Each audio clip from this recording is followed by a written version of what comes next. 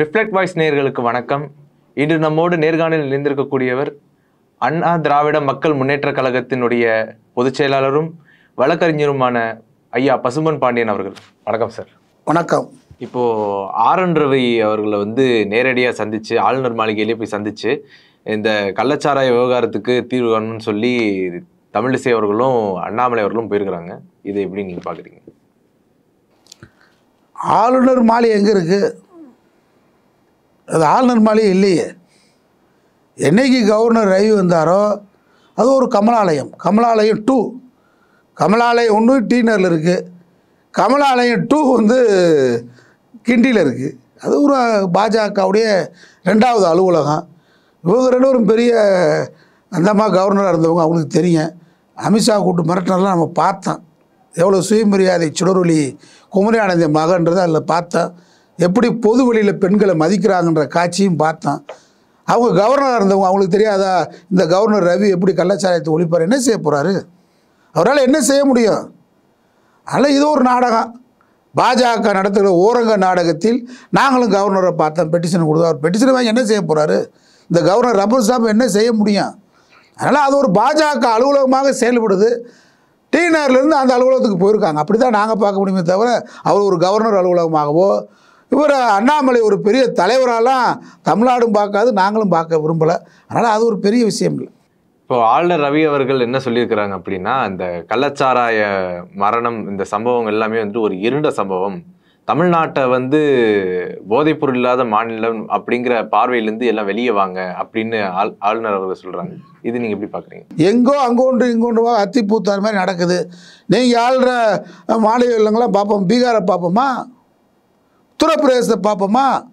அந்த மொட்டை இருக்கான யோகி முதலமைச்சர், அங்கே தான் இந்தியாவுக்கு மட்டும் இல்லை உலகத்துக்கே கஞ்சா அபீன் எல்லாவதும் உற்பத்தி ஆகக்கூடிய மாநிலம் உத்தரப்பிரதேசம், மத்திய பிரதேசம், ஜார்க்கண்ட் போன்ற மாநிலங்களில் தான் கஞ்சா பயிரிடுறாங்க, பகிரங்கமாக பயிரிடுறாங்க. துப்பாக்கி கலாச்சாரம் இருக்குது, பாதுகாப்பு இல்லை, கல்வி அறிவு இல்லை, மருத்துவ அறிவு இல்லை, எதுவுமே இல்லை நீங்கள் சொல்லக்கூடிய பிஜேபி ஆளக்கூடிய மாநிலங்களில். அப்புறம் இங்கே என்ன எங்கேயோ கள்ளக்குறிச்சியில் நடந்த ஒரு சம்பவம், வருத்தக்கூடிய சம்பவம். முதலமைச்சர் துரிதமாக நடவடிக்கை எடுத்திருக்கிறாரு. இரும்பு கரம் கொண்டு ஒடுக்குவேன்னு சொல்லியிருக்கிறாரு. ஒடுக்கணும். ஏன்னா 23 தடவை இந்த கள்ளச்சாராயத்தில் இந்த கண்ணுக்குட்டின்ட்டு போயிட்டு வந்திருக்கேன். இவனை எதுக்கு இந்த போலீஸ் 23 தடவை போக வச்சான்? அது மேலே குண்டாஸ் போட்டிருக்கலாம், நடவடிக்கை எடுத்துருக்கலாம். இனிமையாவது முதலமைச்சர் அவர்கள் காவல்துறையை தன் கட்டுப்பாட்டில் வைத்திருப்பவர், கடுமையான நடவடிக்கை எடுப்பார், எடுத்துக்கிட்டு இருக்கிறாரு, வரவேற்கத்தக்கது. பாதிக்கப்பட்ட மக்களுக்கும் ஆறுதலாக இருக்கிறாங்க. இது மாதிரி இந்தியாவில் ஒரு மாநிலத்தில் பாஜக ஆளக்கூடிய மாநிலங்களில் இருக்குன்னு சொல்லுங்கள். எடியூரப்பா மேலே பாலியல் வழக்கு, அதை பேசுப்பா கவர்னர். எடியூரப்பா வயசு என்ன? வீட்டில் வேலை பார்க்குற பிள்ளை ஒரு பிள்ளைய விட மாட்டேன். முன்னாள் பிரதமர் தேவகவுடா வீட்டில் எம்பியாக இருக்கேன், எம்எல்ஏயாக இருக்கேன். இன்னொருத்த ஒரு குற்றச்சாட்டு இன்னொரு பேரை மேலே ஆண் போய் என்னைய போய் கற்பழிக்க போகிறான்னு சொல்லி ஒரு ஆண் கம்ப்ளைண்ட் கொடுக்குறான் ஒரு பேரை மேலே. இந்த கேவலம், இந்த அசிங்கம்லாம் பாஜக கூட்டணியில் இருக்குது. பாஜக கூடிய மாநிலங்களிலே போதையில் மிதக்குது. இங்கே வெளிச்சத்தில் இருக்கிறோம். திராவிட மாடல் தெளிவான ஆட்சியை நடத்திக்கிட்டு இருக்கிறோம். அங்கொன்றும் இங்கொன்றும் சில தவறுகள் நடக்கத்தான் செய்யும். வள்ளுவர் காலத்திலேயே கல் பற்றி வள்ளுவர் எழுதியிருக்காருன்னா, மக்கள் தொகையே இல்லை, அன்னைக்கு கல் உண்டிருக்கால, அன்னைக்கு திருடு நடந்திருக்குல்ல, அன்னைக்கு விபச்சாரம் நடந்திருக்குல்ல, அன்னைக்கு திருட்டு நடந்திருக்கு, முள்ளமாரித்தனம் இருந்திருக்கு, பொய் இருந்திருக்கு. மக்கள் தொகையை ரொம்ப குறுகிய காலத்திலேயே. அதனால தான் வள்ளுவர் நிறைய அன்னைக்கே கல்லுண்மையை பற்றிலாம் எழுதியிருக்காரு. ஆனால் நியாயப்படுத்தி பேசலை. அங்கொன்று இங்கொன்று நடக்கக்கூடிய தவறுகளை காண்பித்து ஒட்டுமொத்தமாக தமிழகத்தை போதை மாநிலம்னு சொல்கிற ஒரு போதையில் இருக்கிறது தான் சொல்ல முடியுமே தவிர, இல்லாட்டி மனநிலை பாதிக்கப்பட்டவர் சொல்லணும். ஒன்று ஆளுநர் ரவி போதையிலிருந்து வெளியே வரணும், இல்லாட்டி அவர் மனநிலையிலிருந்து வெளியே வரணும். இதான் எங்கள் கருத்து. பாஜகவினுடைய தேசிய தலைவர் ஜே.பி. நட்டா காங்கிரஸ் தலைவர் மல்லிகார்ஜுன கார்கேவுக்கு ஒரு கடிதம் எழுதியிருக்கிறாரு. அதில் என்னன்னா, இந்த கள்ளக்குறிச்சி கள்ளச்சாராய விவகாரத்தில் ஏன் காங்கிரஸ் மௌனம் காக்குது, ராகுல் காந்தியும் பிரியங்கா காந்தி அவர்களும் போய் கள்ளக்குறிச்சிக்கு நேரடியாக போகணும் அப்படிங்கிற மாதிரி சொல்லியிருக்கிறாங்க. 36 தலித்துகள் இறந்துருக்கிறாங்க, அதெல்லாம் உங்கள் கண்ணுக்கு தெரியலையா அப்படிங்கிற மாதிரியும், அதே சமயம் திமுக காங்கிரஸ் கூட்டணிக்கெல்லாம் இதெல்லாம் தொடர்பு இல்லை அப்படின்னா இவங்கெல்லாம் செத்துருக்க மாட்டாங்க அப்படிங்கிற மாதிரி ஒரு கடிதம் அவருக்கு எழுதியிருக்கிறாரு. அந்த கடித வார்த்தைகளை நீங்கள் எப்படி பார்க்குறீங்க? இன்றைக்கு காஷ்மீர் மாநிலமே சிறைப்பட்டிருக்கு. முன்னாள் முதலமைச்சர்கள் வீட்டு சிலை இருக்கிறாங்க, முன்னாள் நாடாளுமன்ற சட்டமன்ற உறுப்பினர்கள் சிறை இருக்கிறாங்க. சுற்றுலா பயணி போக முடியல. போனால் தீவிரவாதி இறக்கி சுட்டு கொள்றான். போன வாரம் கூட சுட்டு கொல்லப்பட்டிருக்கான். இங்கே வந்து நட்டா போயிட்டு வந்துடுவாரா? இது இந்தியாவில் தானே இருக்குது. மணிப்பூருக்கு ஏன் போகலை? மணிப்பூருக்கு பிரதமர் போனாரா? ஜேபி நட்டா போனாரா? அமித்ஷா போனாரா? அது சொந்தமான விவாதம் நாடாளுமன்றத்தில் நடக்கும்போது ஏன் வந்து நாடாளுமன்றத்துக்கே வராத ஒரு துப்புக்கட்ட பிரதமர் இல்லை மோடி? ஜேபி நட்டா பதில் சொன்னாரா? எதிர்கட்சிகள்லாம் நம்பிக்கையில்லா தீர்மானம் கொண்டு வந்ததுக்கு பின்னாடி தான் மோடி வந்தார். 2 பெண்கள் இந்திய இராணுவத்தில் வேலை பார்த்தவுடைய ஒரு மனைவி, இந்த நாட்டிற்காக போராடியுடைய மனைவி நடு ரோட்டில் நிர்வாணமாக கூட்டு போய் கூட்டு பாலியல் பண்ணியிருக்கா. அந்த மாநிலத்தில் 200க்கும் மேற்பட்டோர் இறந்துருக்கிறாங்க. இன்றைக்கு வரைக்கும் அமைதி திரும்பலை. அந்த மாநிலத்துக்கு ஏன் போகலை மோடின்றத நட்டா கேட்க தயாரா? குஜராத்தில் இதே முதலமைச்சராக மோடி இருக்கும்போது பில்கிஸ் பானு, அந்த வழக்கெல்லாம் தெரியும் உங்களுக்கு. நிறைய மாத கர்ப்பிணியை வைத்த கிழிச்சு அப்பயே அந்த பெண்ணை பல பேர் கூட்டுப்பாலியல் பெண்ணை, அதாவது ஆடு மாடு கூட குழந்தை பிறந்துட்டு அந்த பக்கம் போகாது. 3 நாளைக்கு குழந்தை பிறந்து ஈன்ற உடனே அந்த பக்கம் போகாது. குழந்தை பிறந்த 3 நாளான ஒரு பெண்ணை பல பேர் கற்பழித்து கொண்டாங்களே. அப்போ மோடி என்ன சொன்னார்? ஆறுதல் சொன்னாரா?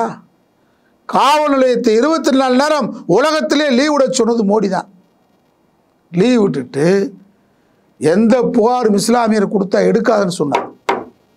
கேடுகட்ட ஒரு பாசிஸ்ட். நீங்கள் வந்து இந்த கள்ளக்குறிச்சி சம்பவத்தை யாரோட ஒப்பிடுறீங்க? வரலாற்று சின்னம் பாபர் மசூதியை கோடாரியும் அருவாலும் கொண்டு போய் இடித்து நொறுக்கி விட்டு இஸ்லாமியர்களை அப்பாவிகளை அடித்து கொன்ற கொலைகார கூட்டம், மகாத்மா காந்தியின் படுகொலைக்கு காரணமான கூட்டம். ரத யாத்திரை என்ற பெயரால் அத்வானி சென்ற பொழுது ரத்த யாத்திரை நடத்தி இந்த நாட்டில் ரத்தாறு ஓட விட்ட கூட்டம் பாசிஸ்ட் கூட்டம். அப்பெல்லாம் எங்கே போனீங்க? மனிதநேயத்தை பற்றி திராவிடத்தை பற்றி பேசுகிறவங்களுக்குன்னா யோக்கியம் இருக்குது, தகுதி இருக்குது நட்டாவுக்கு. இங்கே சின்ன சம்பவம், இது வருத்தப்படக்கூடிய சம்பவம், கண்டிக்கத்தக்கக்கூடிய சம்பவம். திராவிட முன்னேற்ற கழக கூட்டணி அனைவருமே துரிதமான நடவடிக்கை எடுக்க சொல்லியிருக்கோம். முதலமைச்சர் என்ன நடவடிக்கை எடுக்கலை?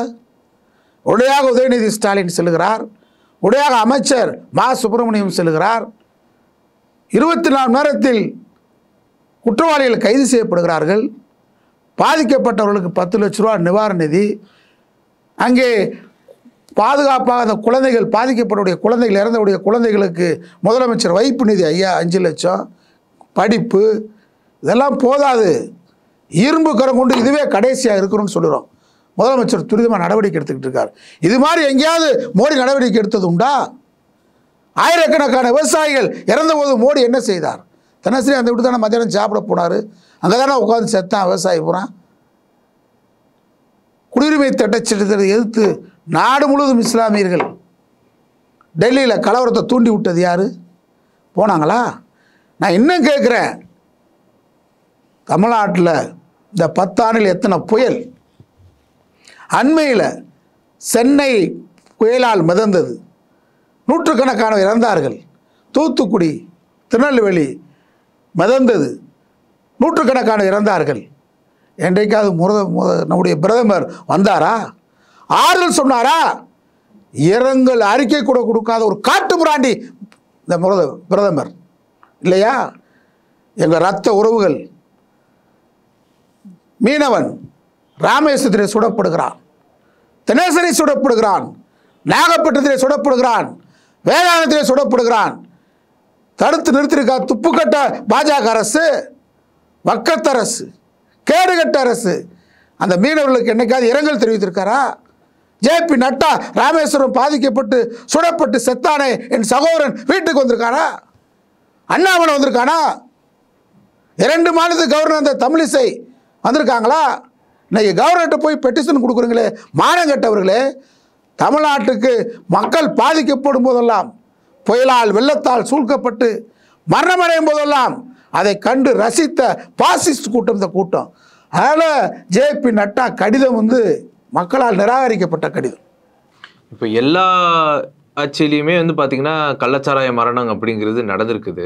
இப்போ பெரும்பாலும் எல்லாருமே என்ன சொல்கிறாங்க அப்படின்னா, இந்த கள்ளச்சாராயத்தை ஒழிக்கிறதுக்கு என்ன நடவடிக்கை எடுக்கணுமோ அதை தான் எடுக்கணும் அப்படின்ற மாதிரி சொல்கிறாங்க.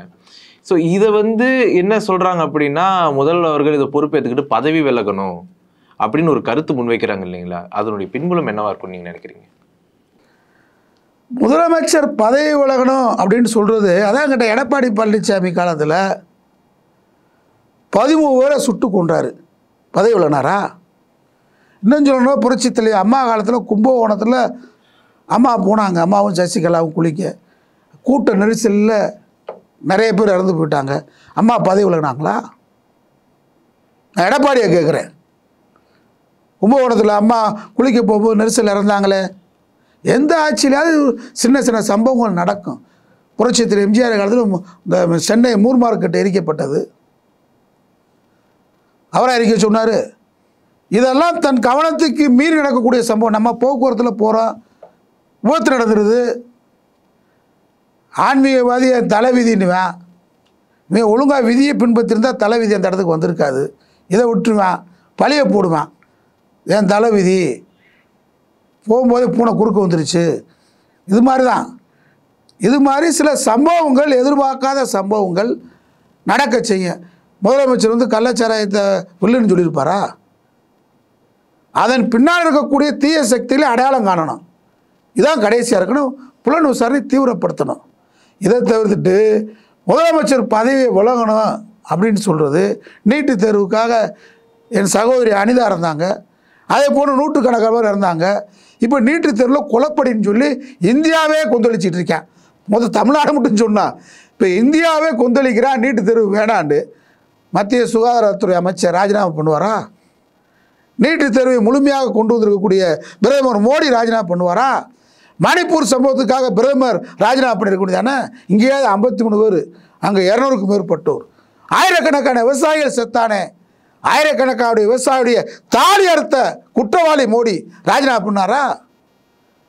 பீகார் கலவரம் ராஜினாமா நடந்துச்சா? மராட்டியத்தில் கலவரம், வங்காளத்தில் கலவரம், அது ஏதோ ஒரு சம்பவம் ஒரு நாள் எங்கோ நடக்கும். இது வந்து எல்லாத்தையும் மீறிய செயல். இதுக்காக முதலமைச்சர் பதவியை ராஜினாமா பண்ணணும்னு சொல்கிறது சொதப்பலான வாதம், ஏற்றுக்கொள்ள முடியாத வாதம். எதிர்காலங்களில் கள்ளக்குறிச்சியில் நடந்த சம்பவம் மாதிரி இனிமேல் நடக்கக்கூடாது. இந்த கள்ளச்சாராய மரணங்களுக்கும் இந்த கள்ளச்சாராயத்துக்கும் ஒரு முற்றுப்புள்ளி வைக்கணும். இதில் அரசு என்ன தவறு செஞ்சுது, எதிர்காலத்தில் இந்த தவறுகளை அரசு சரி செய்யணும் அப்படின்னு நீங்கள் சொன்னீங்கன்னா நீங்கள் என்ன சொல்லுவீங்க? கண்டிப்பாக இதுவே இறுதியான மரணமாக. கள்ளச்சாராயம் என்பது வேறு, எரிசாராயம் என்பது. இப்போ இறந்தவங்க எரிசாராயம். எரிசாராயம் என்பது மெத்தனால். மெத்தனாலில் வந்து கலப்படமும் உடனே கண் பாதிக்கும். அதனால் இது இந்த மெத்தனாலை கட்டுப்படுத்தணும். மெத்தனால் எந்தெந்த நிறுவனத்தை வாங்குகிறாங்க, அந்த நிறுவனம் எதற்காக பயன்படுத்துகிறான், பயன்படுத்தின போக ஸ்டாக்கு இருப்பு எவ்வளோ இருக்குது, வந்தது எவ்வளவு, இருப்பு எவ்வளவு அப்படின்னு தெரிஞ்சுக்கிட்டாலே நம்ம வந்து வெளியே போன டைட் பண்ணலாம். அதை கடுமையாக மெத்தனால கடுமையாக பண்ணணும். அதுபோக இந்த கள்ளச்சாராயத்தை அங்கங்கே சின்ன சின்ன ஆட்கள் சில பேர் சில அரசியல் பின்புலத்தோடு விற்கிறதாக தான் தகவல். இப்போ உடனே தமிழ்நாடு முழுவதும் கள்ளச்சாராய வேட்டை நடக்குது. இது மாதிரி ஏற்கனவே மதுவிலக்கு போலீஸ் தூங்கிட்டு இருக்கா? மதுவிலக்கு போலீஸ் என்ன பண்ணுது? தொடர்ச்சி அந்த வேலையை பார்க்கணும். நான் இன்னும் பகிரங்கமாக சொன்னால் கஞ்சா விற்பனை நடக்குது. கஞ்சா விற்பனையை தடுக்கணும் தமிழ்நாடு அரசு.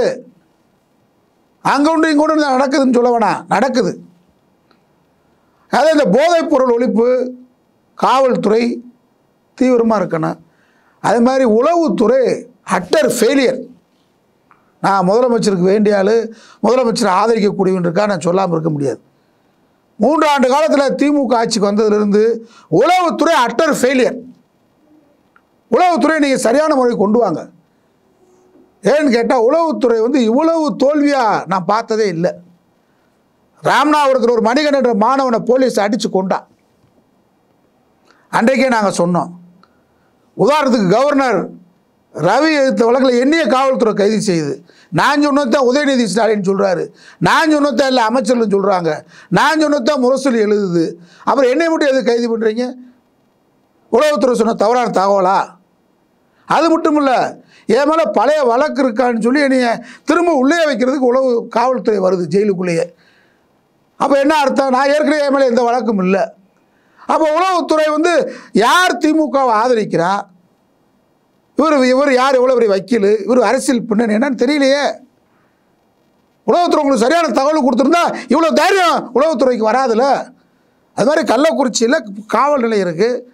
தினசரி ஐஎஸ் இன்டெலிஜென்ஸ் பியூரோ போவான், ஒரு அன்யூனிஃபார்மில். அவங்க தினசரி ஒரு காவல் நிலையத்தில் போய் எத்தனை வழக்கு பதிவாக இருக்குது, இன்றைக்கி எந்த வழக்கு விசாரணையில் இருக்குது, எங்கெங்கே தவறு நடக்குது, இதை விசாரிக்கிறது ஐஎஸ் நுண்ணறிவு பிரிவு, எஸ்பிசிஐடி. இதெல்லாம் என்ன செய்யுது? இவ்வளவு கலைஞர் காலத்தில் உளவுத்துறையை சரியாக வைத்திருந்தார். புரட்சித்திட்ட அம்மா காலம், நம்முடைய திராவிட மாடல் முதல்வர் அனைத்து துறையும் தலைதோங்கி சிறந்து இந்தியாவுக்கே முன்மாதிரியாக இருக்குது. ஆனால் உளவுத்துறை எனக்கு திருப்தியாக இல்லை. உளவுத்துறையை முடுக்கி விடுங்க. பள்ளி கல்லூரியில் கஞ்சா விற்கிது, போதை மாத்திரை விற்கிறாங்க. இதை நான் நாட்டின் நலன்கருதி சொல்லாமல் இருக்க முடியாது. திராவிட மாடலை ஆதரிப்போம், முதலமைச்சரை ஆதரிப்போம். இந்த ஆட்சி கொண்டுனா நாங்கள் தான் முதலாள களத்தில் நிற்போம். அது சித்தாந்த ரீதியாக. அதற்காக தவறுகள் நடக்கிறதையும் சுட்டி காட்டாமல் இருக்க முடியாது. தவறுகள் அங்கொன்று இங்கொன்று நடக்க தான் செய்யுது. கஞ்சா விற்பனை நடக்குது. இது லோக்கல் கூட போலீஸுக்காரனுக்கு தெரியும். நீங்கள் ஐஜிக்கு தெரியுதா, டிஜிபிக்கு தெரியுதான்னு தெரியாது. நீங்கள் லோக்கலில் இருக்கக்கூடிய காவல்துறைக்கு காவல் நிலையம் இருக்கக்கூடிய எல்கையில் என்ன தவறு, பிப்பாயிட்டுக்காரன் யார், விபச்சாரம் பண்ணுறது யார், கஞ்சா விற்கிறவன் யார், இது எல்லாம் லோக்கல் போலீஸ் ஸ்டேஷனுக்கு தெரியாமல் நடக்காது. மாமூல் நம்ம ஆட்சியில் மாமூல் இருக்கக்கூடாது. காவல்துறையை இன்னும் சீர்படுத்த வேண்டும். உளவுத்துறையை முழுக்க உளவுத்துறையின் தோல்விதான் கள்ளக்குறிச்சி சம்பவம். நான் பகிரங்கமாக உளவுத்துறை மேலே குற்றத்தை சுமத்துகிறேன். அதனால் இனிமையாக இந்த தவறுகள் நடக்கக்கூடாது. நம்முடைய திராவிட மாடல் முதல்வர் தெளிவுள்ளவர், அரசியல் பொது வாழ்க்கையில் நீண்ட காலம் முதலமைச்சராக, துணை முதலமைச்சராக, சட்டமன்ற உறுப்பினராக, உள்ளாட்சித்துறை அமைச்சராக, மேயராக இருந்தவர். அதனால் காவல்துறை அவரை ரொம்ப நாளைக்கு ஏமாற்ற முடியாதுன்னு கருதுகிறேன். உளவுத்துறையை சரி செய்ய வேண்டும் என்பது இந்த பேட்டியின் வாயிலாக என்னுடைய வேண்டுகோள். தங்களுடைய பொன்னான நேரத்தை ஒதுக்கி எங்களோட கருத்துக்களை பகிர்ந்தமைக்கு ரொம்ப நன்றி சார். நன்றி.